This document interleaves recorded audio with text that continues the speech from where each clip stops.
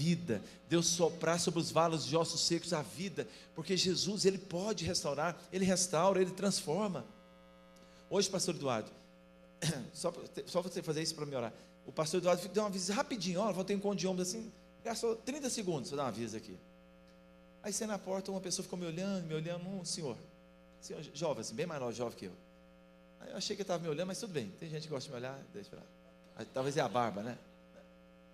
Aí eu fui para o meu carro, e ele me olhando, aí a Alice, como sempre, também demora para entrar, aí chegou perto de mim, pastor, posso falar com você? Eu falei, claro. Aí ele falou assim, primeiro eu gostei muito da sua palavra, eu falei, que bom, fico feliz com isso. Segundo, eu vou para esse encontro aí. Eu falei, que bom. Aí eu pensei que alguém tinha convidado e falou assim, como é que é esse encontro? Quantos dias é? Eu falei, de sexta até domingo. Ele falou assim, e aonde que é? Ele não sabia nada. Ele falou assim, e onde que eu faço a inscrição? Eu quero ir. Sabe assim, eu fiquei, meu Deus, você olha no olho daquela pessoa, quando alguém falou assim, brilhou esperança. Eu sei que se eu encontrar Deus, a minha vida vai ser melhor. E vai mesmo, amém, queridos? Amém, boa noite. As crianças já desceram? Já? Muito tempo? Amém. Quantas pessoas aqui têm fome por mais de Deus e querem ouvir a voz dele nessa noite? Fala amém. Então fala comigo, Deus. Amém. Queridos, eu quero conversar algo com vocês, algo que Deus falou comigo. Nessa sexta-feira nós tivemos uma vigília abençoada aqui, né? E Deus falou algo comigo nessa vigília. Falou várias coisas, me deu visões e, enfim, eu ainda estou processando muitas dessas coisas que aconteceram, mas uma delas eu já estou pronta para dividir com vocês nessa noite. Deus falou 2 palavras ao meu coração e eu estive pesquisando um pouquinho depois de sexta-feira sobre isso e eu estou impactada com tanto que isso é revelador e profundo e poderoso para as nossas vidas, amém? Então, aperta o seu cinto, porque nos próximos 30 minutos eu tenho o objetivo aqui de tirar você completamente do seu padrão normal de comportamento e ativar a sua fé para fazer coisas que você nunca fez antes na sua vida. Amém? Amém. Então, vamos lá. Quais são essas 2 palavras que Deus falou comigo? Deus falou comigo sobre misericórdia e favor. Repete comigo, fala misericórdia, favor. Deus falou essas 2 palavras comigo de maneira bem forte. Eu estive pesquisando sobre o que era isso. Deus me falou que porque Ele tem misericórdia de nós e porque Ele tem misericórdia dessa geração e da nossa nação, Ele estava liberando sobre nós o favor. Ele estava abrindo sobre nós, sobre essa igreja, sobre a sua vida, sobre a sua casa, uma janela de oportunidade. E eu vou explicar para vocês o que significa esse favor e o que significa essa misericórdia. Em primeiro lugar, misericórdia, ele tem a ver com bondade. Misericórdia fala sobre esse atributo, essa qualidade de Deus, essa bondade de Deus. Misericórdia tem a ver com perdão. Misericórdia é aquilo que a gente olha para uma pessoa que está passando por uma situação difícil e nosso coração se comove, nosso coração se move e a gente tem aquele desejo de ajudar. É isso que Deus sente por nós. Ele olha para nós, Ele tem misericórdia das nossas vidas. A palavra do Senhor fala no Salmo 103 que Ele se compadece de nós, Ele tem misericórdia de nós, porque Ele conhece a nossa estrutura. Ele sabe que nós somos frágeis. E a outra palavra é favor. E isso tem mexido muito comigo, né? Quando eu comecei a pesquisar o que significa favor. Quando a gente pensa em favor, a gente pensa em algo que é dado, é uma graça. A gente pensa em graça, algo que é um presente que nós recebemos, um favor. Quando a pessoa te faz um favor, mais ou menos assim, tem a ver com isso? Tem. Mas o significado de favor, ele é bem mais profundo do que isso.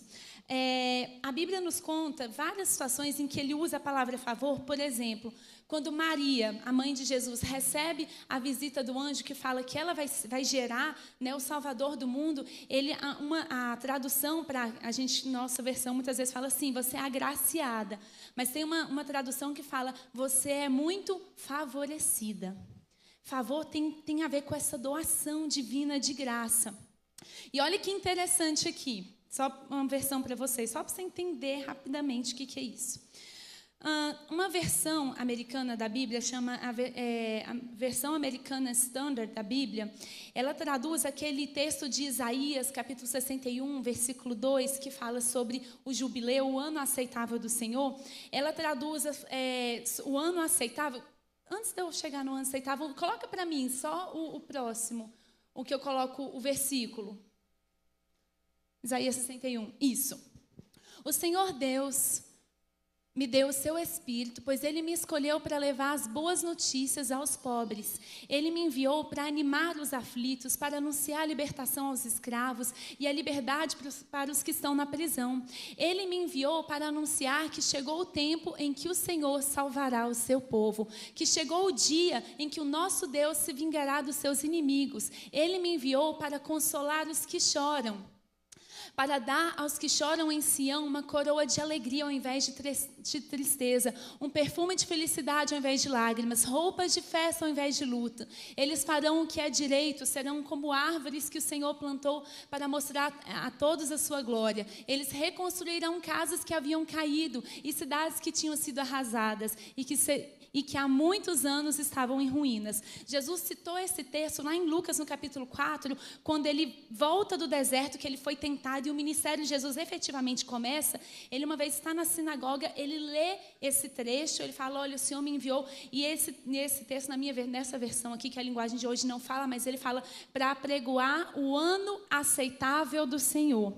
E como que essa versão que eu acabei de falar para vocês, ela traduz esse ano aceitável do Senhor? Ela fala assim, para pregoar o ano do favor do Senhor.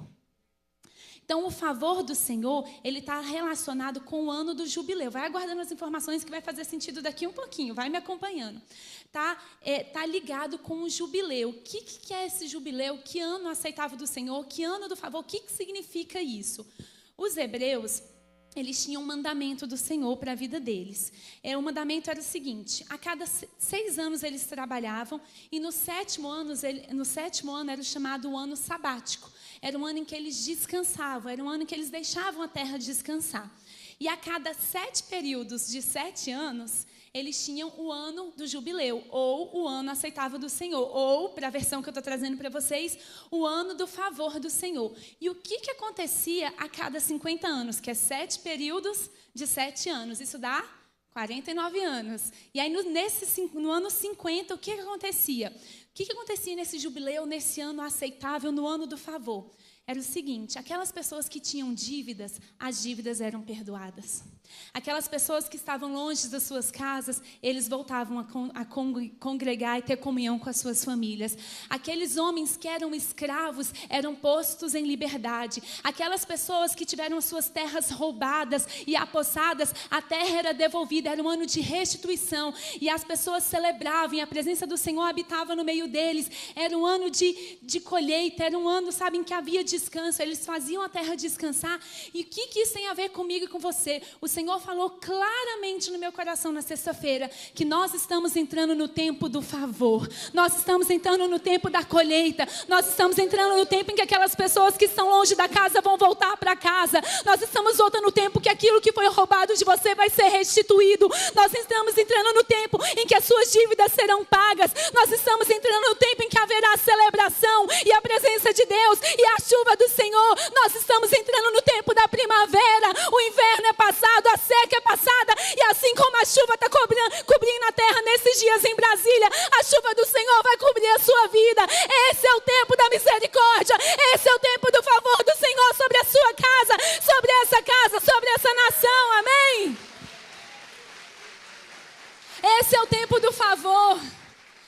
Da mesma maneira que a terra clamava pelo Salvador, o anjo Gabriel chegou para Maria e falou: o favor do Senhor está sobre você.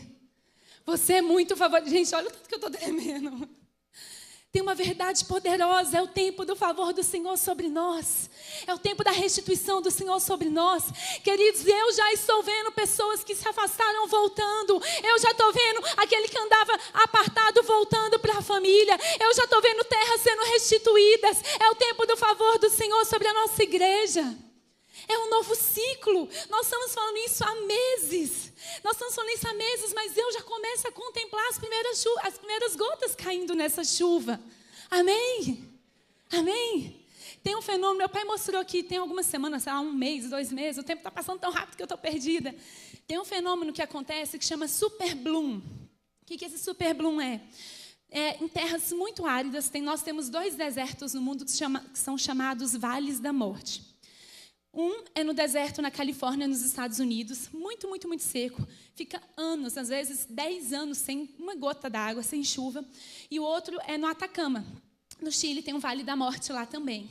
E o que acontece é que, de tempos em tempos, por causa do El Niño, esse fenômeno que acontece, chove. Às vezes demora 10 anos para acontecer, mas chove. E quando chove, um milagre da vida acontece. Esse aqui é o deserto da Califórnia. E aí, quando tem essa chuva provocada por El Niño, só uma observação interessante. Você sabe por que o El Niño chama El Niño? El Niño vem do espanhol, o menino. E o nome foi dado por pescadores que, quando o clima mudava, era geralmente na época de dezembro, quando se aproximava o Natal. E eles falavam que era o menino. O menino quem? O menino Jesus. Então, quando tem o El Niño, o clima muda e provoca chuva no deserto, um efeito que não é muito comum. E quando chove no deserto, em cima dessas terras seca e árida, tem sementes que são trazidas, né, pelos animais, pelo vento, etc. E quando chove, olha o que acontece. Pode passar. É o mesmo deserto. É aquele mesmo deserto. Como que aconteceu isso? Tinham sementes sobre o solo. E veio a provisão, e veio o menino. Veio o efeito todo-poderoso, amém? Tem gente que tem com sementes sobre o solo do seu coração aqui? Tem? Eu quero falar que o menino está chegando, amém? Próxima foto. Volta lá, volta de novo, na anterior a essa. Esse é do Chile. Anterior, da montanha do deserto. Cadê? Passaram mais rápido que eu. Não tem, não? Não botei, não? Aí, esse aqui é o deserto do Atacama, no Chile. Aí, na mesma coisa, quando acontece o fenômeno, aí pode passar de novo, o mesmo. Como que é isso? Que milagre é esse? É o mesmo milagre que vai acontecer na sua vida. É o mesmo milagre que vai acontecer na sua casa. As chuvas prometidas do Senhor estão chegando. É primavera. É um novo ciclo. É um novo ciclo. Bate no seu coração e fala, é um novo ciclo. Fala, é o tempo do favor. Se você está do lado de alguém da sua família, do seu marido, da sua esposa, pega na mão dele firme e fala, é o tempo do favor, meu bem. Da sua amiga, qualquer pessoa, fala, é o tempo do favor. Aleluia! Agora, um novo tempo exige uma nova postura. Um novo tempo exige de nós uma atitude diferente, amém? E eu quero compartilhar com vocês 4 coisas bem rapidamente que nós precisamos fazer nesse novo ciclo. Quem crê que está vivendo um novo ciclo, fala, eu creio.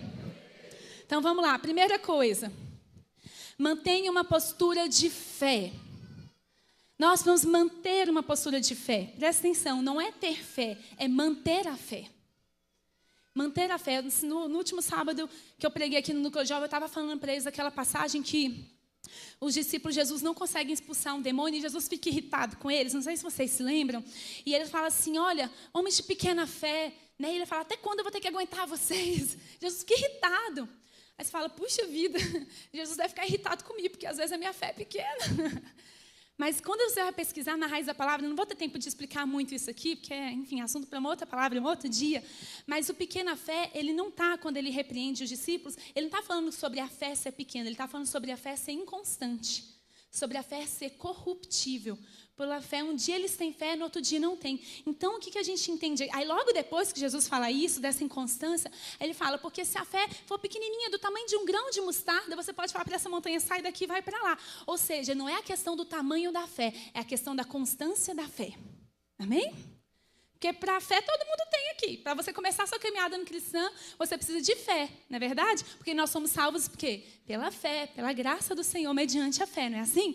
Então, fé você tem. Então, querido, não é o tamanho da sua fé, é o quão você se agarra nessa fé e fica firme e forte. Eu vou manter a minha fé, eu vou manter uma atitude de fé, eu vou manter a postura de fé. Se estiver demorando, eu vou manter minha fé. Se estiver atrasando na minha visão, eu vou manter minha postura de fé. Se tudo tiver, parece que está piorando, parece que quanto mais eu rezo, mais sobração me aparece, eu vou manter minha postura de fé. Se me criticarem, eu vou manter minha postura de fé. Se as notícias do jornal não forem boas, eu vou manter minha postura de fé. Eu vou manter minha postura de fé, porque o tempo do favor está sobre as nossas vidas. Sabe o que é a fé?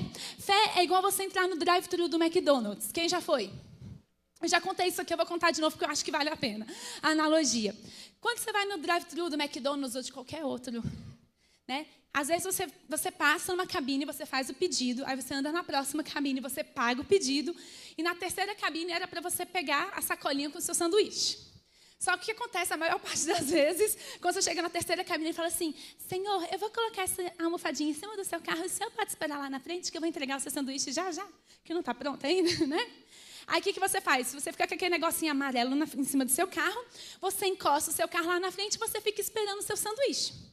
Isso é fé. Aí chega alguém e fala assim, o que você está fazendo aí? Estou esperando meu sanduíche. Que sanduíche? O que eu comprei ali, eles estão fazendo porque não está pronto ainda. Filho, você não vai ganhar sanduíche, não. Claro que eu vou. Olha aqui, ó. A almofadinha aqui com o número 3 está dizendo que o meu pedido está sendo feito. Meu pedido está sendo preparado na cozinha celestial. E vai ser entregue nas minhas mãos. Como é que você sabe disso? Está aqui, ó, a almofadinha. Essa almofadinha não quer dizer nada. Você fala, sim, aí o preço já foi pago. Ah, é? Foi? Como é que você comprova? Aí você tira o seu recibinho. Aqui, ó, eu paguei o preço. E a pessoa ainda assim pode não crer que você vai receber. Mas você tem certeza, por quê? Porque você tem aquela prova, você tem aquele escrito, você tem aquela almofadazinha amarela. E com as promessas de Deus é a mesma coisa. Às vezes Deus fala alguma coisa no seu coração. Ele, por meio do seu Filho Jesus, pagou o preço. E todas as coisas foram consumadas em Cristo Jesus. Ele venceu a morte, a vida e a doença. E as coisas desse mundo, e as coisas do presente, as coisas... Tudo, ele já venceu tudo. E ele deixou um recibo, que no caso aqui eu estou sem a minha Bíblia, mas ela está aqui no meu celular. Né? E você pega, levanta a sua Bíblia aí comigo. Quem está com a Bíblia física aí. Ou então pode ser o celular mesmo. Fala assim, o recibo está aqui.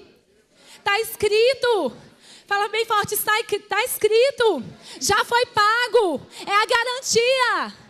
E alguém pode perguntar, mas como você tem certeza que vai receber? Porque eu sei, eu conversei com o Senhor, eu passei ali, eu pedi, o meu pedido foi aceito, eu tenho um recibo disso, o preço já foi pago, está ficando pronto e já a moça vai trazer o sanduíche para mim. A promessa do Senhor está ficando pronta e já os anjos do Senhor vão trazê-la para você, amém? Isso é fé, é ir no drive-thru celestial do Senhor e confiar, ainda que demore, o seu sanduíche vai vir quentinho, irmão. Vai vir quentinho. Demorado é até melhor, porque quando vem na hora, assim, às vezes ele está velho, já está borrachudo o pão, não é verdade? Às vezes demora, ele vem quentinho, saindo fumaça, amém? Fé é isso. Fé é construir uma pista de pouso onde as promessas do Senhor vão descer. Às vezes as promessas do Senhor e o poder do Senhor e aquilo que Ele falou é como um avião que está sobrevoando uma floresta. Onde ele encontra uma pista de pouso, ele desce. Mas a pista de pouso precisa estar pronta antes do avião vir. Entenderam? Eu começo a andar por fé e eu começo a construir uma pista de pouso na esperança que um dia aviões vão descer ali. Aviões celestiais, promessa, poder, avivamento, restauração, tudo vai descer ali. Mas a pista precisa estar pronta antes do avião chegar. Amém? E às vezes um aeroporto começa a ser construído anos antes de começar a funcionar.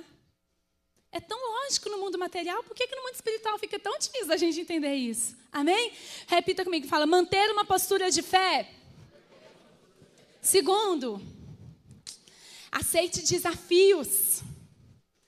Porque se eu estou falando de uma postura de fé, a fé ela não vai vir assim com coisa tranquila. Você vai ser desafiado na sua fé.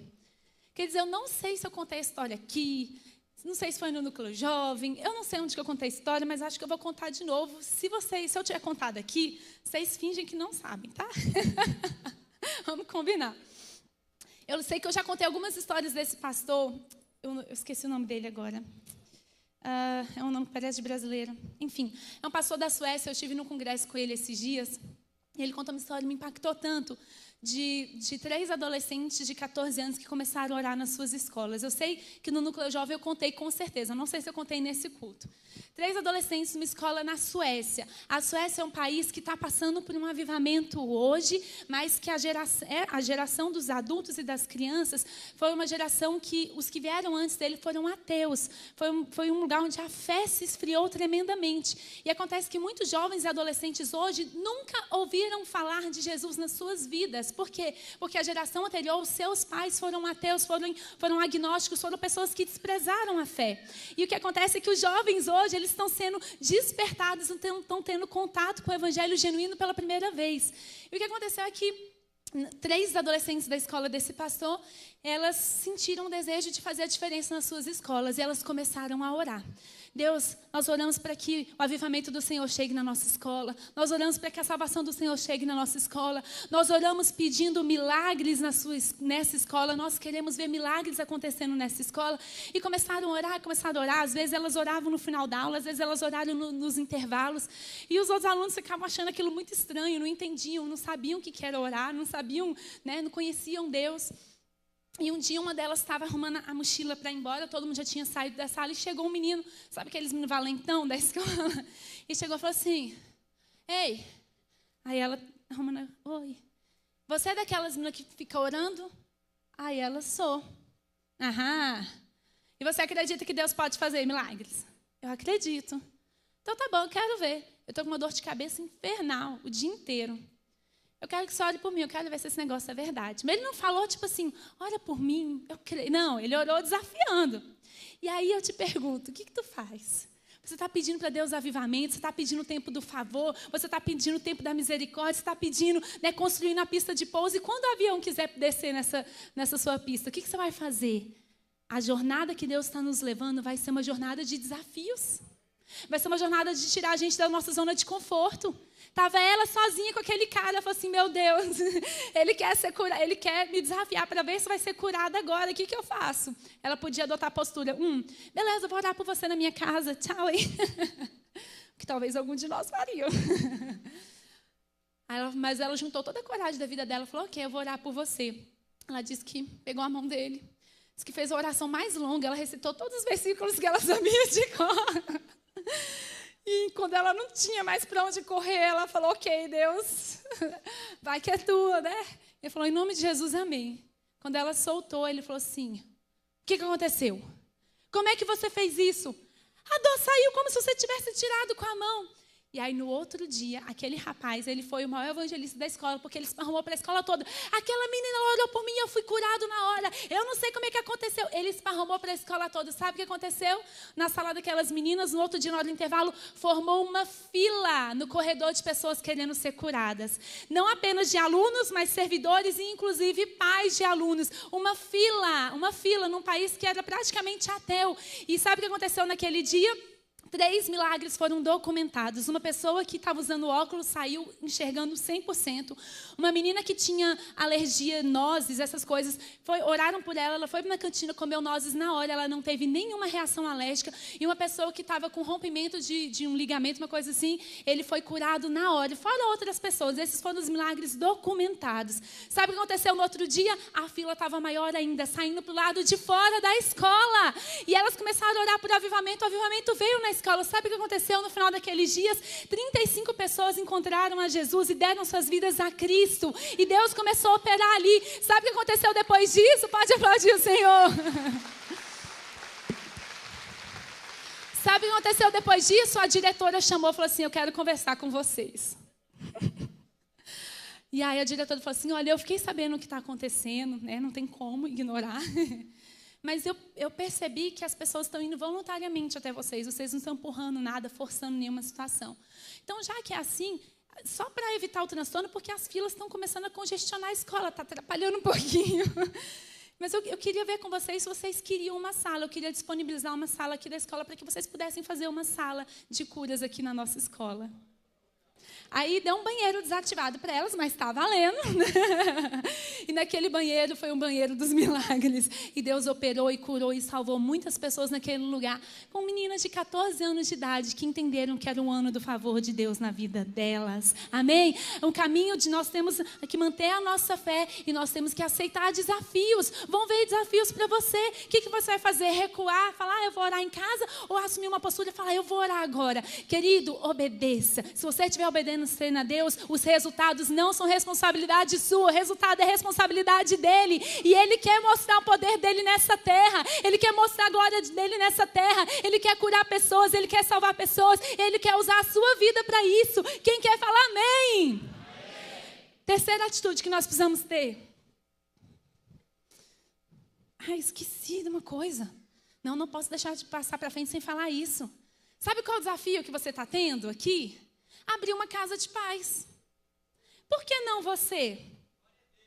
Por que não a salvação pode vir por meio de você? Por que não usando a sua boca? Por que não você ter o privilégio de levar uma família inteira a conhecer Jesus e ser canal de Deus para restauração? Lembra que nós lemos lá em Isaías? O Espírito de Deus me ungiu para anunciar, para libertar, para consolar os que choram, né? Para trazer consolo, para trazer vida. Deus quer fazer isso por você. Por que não pode ser você? Claro que pode. Esse é o tempo do favor. E é favor para você. Ai, mas eu não tenho conhecimento. Nós não estamos falando de conhecimento. Meu pai falou ontem não, domingo passado, uma frase que eu amei, anotei. A gente postou, inclusive. Deus não está preocupado com a sua profundidade teológica. Ele está preocupado com a sua prática de amor.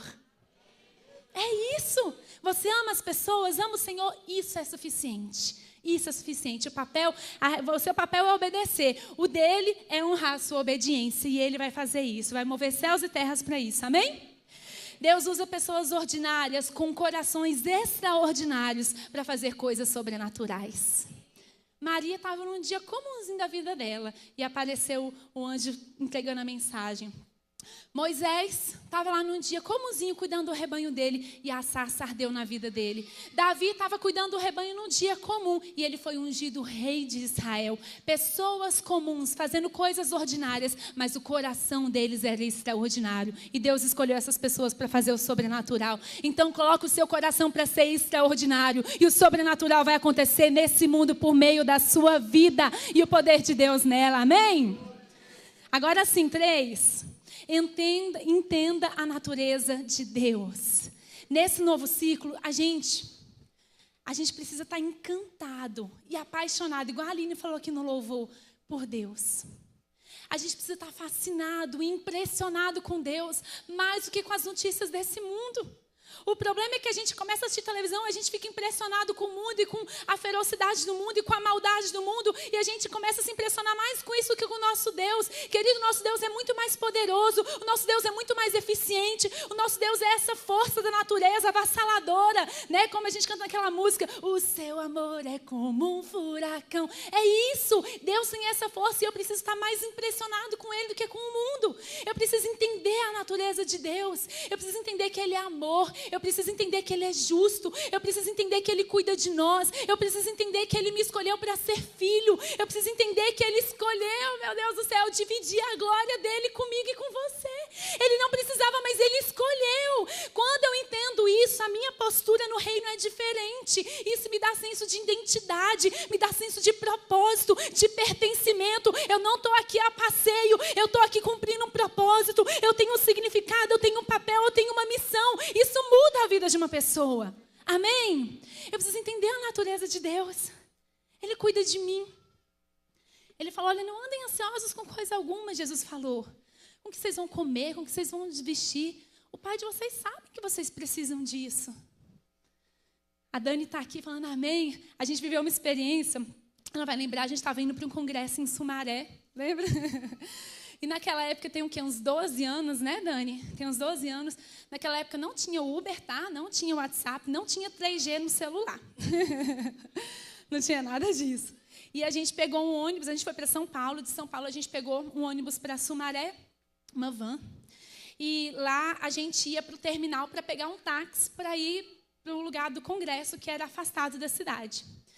E aí, chegando lá, estava escuro, já era bem tarde da noite, eu não lembro que horas era, estava eu, a Dani e o Alex. E a gente não conhecia nada, e a gente falou, para lá no terminal. O cara falou, para, e a gente foi com uma alicuia. Gente, quando a gente desceu no terminal, mas pense num breu, mas no escuro, não tinha uma viva alma, nem rato na rua tinha. E não tinha um táxi, não tinha nada. Aí o cara da van, vocês vão descer aqui? A gente, vamos, né? Descemos. O Alex, nós dois arrastando as malinhas, carregando as malinhas, olhando, pensando, meu Deus, e agora? Não tinha 3G no celular, não dava para fazer um Google, não dava para chamar um Uber, não tinha nada disso. E ficamos olhando assim, dali um pouquinho, gente, não deu nem 5 minutos, né, Dani, que a gente estava lá.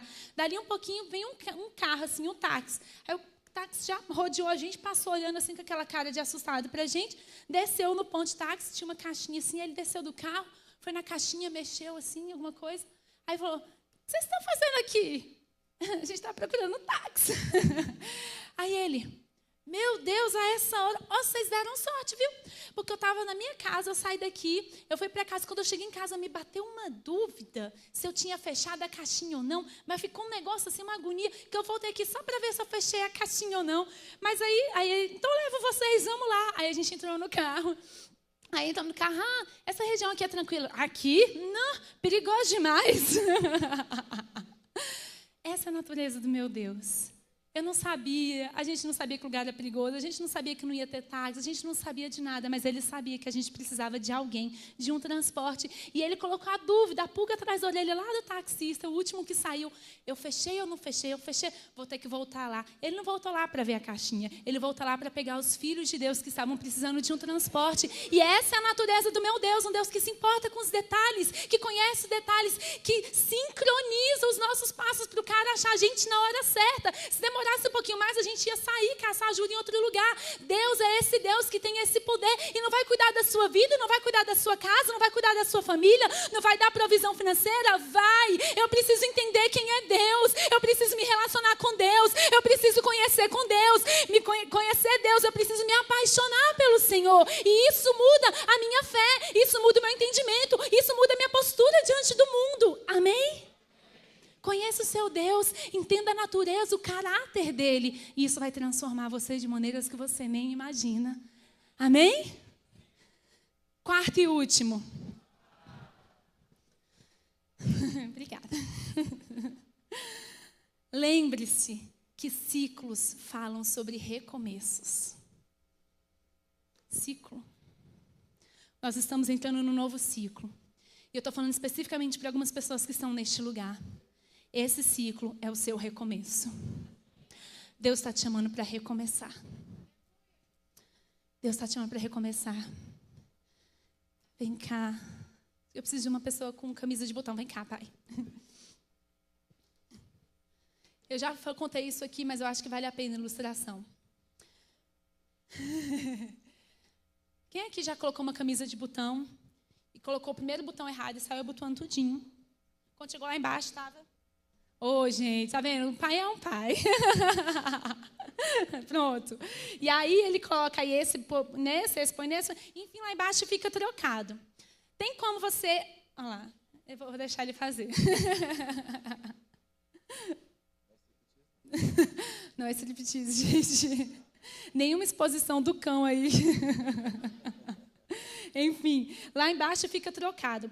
Adianta eu tentar na marra consertar esse botão com esse? Não, porque ele vai jogar o erro mais para baixo. A única forma que eu tenho de acertar aquilo que está desencaixado é ir lá onde eu errei, no primeiro botão. Está errado ainda. A gente deixa o Espírito Santo ajudar aqui. Pronto. Aí eu acerto o primeiro botão. Aí eu acerto a minha vida com Deus. Aí eu busco em primeiro lugar o reino dele e a sua justiça. E as demais coisas, elas entram no lugar. Elas são acrescentadas. A minha vida entra no prumo, a minha vida entra em ordem. As minhas prioridades mudam, meu casamento melhora, minha vida financeira melhora. Obrigada. Obrigada. Tudo muda, sabe por quê? Porque eu acertei o meu botão. E eu quero falar que tem pessoas hoje, que hoje é o dia do seu ciclo novo começar. Mas para começar não tem outro jeito. Tem que desabotoar a sua vida. Tem que abrir as camadas. Tem que abrir o coração. Tem que voltar lá onde eu errei. Senhor, foi aqui que eu errei. Foi aqui que eu me magoei. Foi aqui que eu me feri. Foi aqui que eu joguei a toalha. Foi aqui que eu pequei. Foi aqui que eu desisti. Mas hoje eu abro a minha vida. E eu abro meu coração. E eu te confesso, e eu coloco para fora as minhas mágoas, porque eu quero acertar o primeiro botão, e eu sei que todos os outros vão entrar no lugar, eu sei que a minha vida vai voltar para o lugar, eu sei que meu ministério vai florescer, eu sei que o super bloom vai acontecer, as sementes vão germinar, e a chuva vai bater, e eu vou viver o ano do favor do Senhor na minha vida, mas precisa desabotoar toda a camisa e começar direito de novo. É isso que Deus quer fazer. Amém? Amém. Se você pudesse, fique de pé comigo no seu lugar.